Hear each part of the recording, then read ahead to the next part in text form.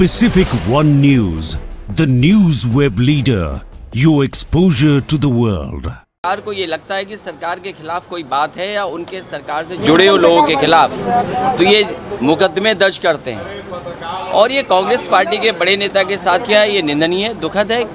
इस तरह की कार्रवाई और तब जब आप एयरपोर्ट हवाई जहाज में बैठने जा रहे हो, ये बीजेपी की कोई नई स्ट्रेटजी नहीं है। मुझे याद है जब मैं प्रयागराज जाना चाहता था, इन्होंने अधिकारियों को हवाई अड्डे पर भेज करके हवाई अड्डे में जो जहाज़ खड़ा था उसमें चढ़ने नहीं दिया था, जबकि यूपी पुलिस को कोई अधिकार नहीं था कि आप किसी को हवाई जहाज यात्रा से रोक सकते हैं। लेकिन देखिए आप, अधिकार कितने बढ़ गए इनके, कानून और संविधान की धज्जियां उड़ा करके इनके खुद अधिकारी सीढ़ी पे खड़े हो गए और मुझे हवाई जहाज से नहीं चढ़ने दिया।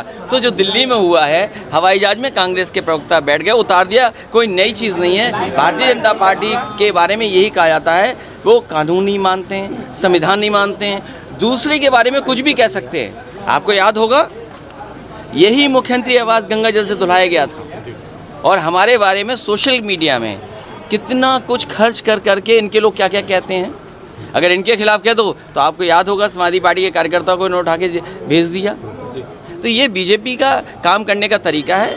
उन्हें लोकतंत्र पर, कानून पर किसी पे भरोसा नहीं है। जातीय जनगणना पर शाही ने कहा है कि नहीं होगी जातीय जनगणना। जो लोग ये कहते हैं कि सबका साथ सबका विकास बिना जातिगत जनगणना के संभव नहीं है, और उत्तर प्रदेश की और नहीं देश की और खासकर उत्तर प्रदेश की जनता, पिछड़े, दलित और अगड़े भी ये चाहते हैं कि उनकी जाति गिनी जाए। जो जाति जनगणना के खिलाफ हैं वो आखिरकार आउटसोर्स के खिलाफ क्यों नहीं बोलते हैं? जो लोग जातिगत जनगणना के खिलाफ हैं वो जिस तरीके से प्राइवेटाइजेशन हो रहा है उसके खिलाफ क्यों नहीं है? और हक और सम्मान जो छीना जा रहा है, बाबा साहब भीमराव अम्बेडकर जी ने जो दिया था अधिकार, उनको छीना जा रहा, उसके बारे में क्यों नहीं कहते हैं ये लोग? अब तो उनके सहयोगी दलों को सोचना पड़ेगा कि जो लोग चिल्लाते थे कि जाति जनगणना हो, वो कहाँ खड़े हैं। Pacific One News, the news web leader, your exposure to the world.